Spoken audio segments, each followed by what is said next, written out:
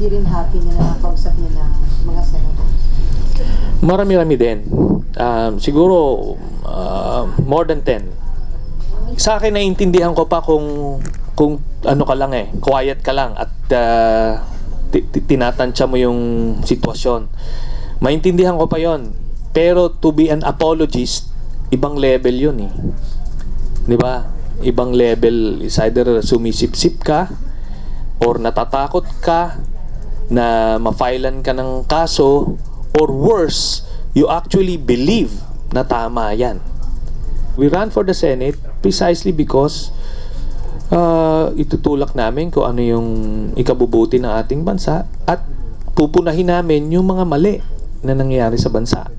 For those na naririnig ko naman na they're not happy also with how things are going, ano naman, and they choose to at least not to be apologies of the president.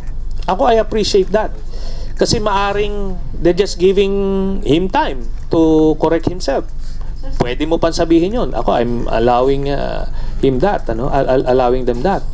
And o kaya, doon sila sa ibang issue magbabantay, okay rin yun.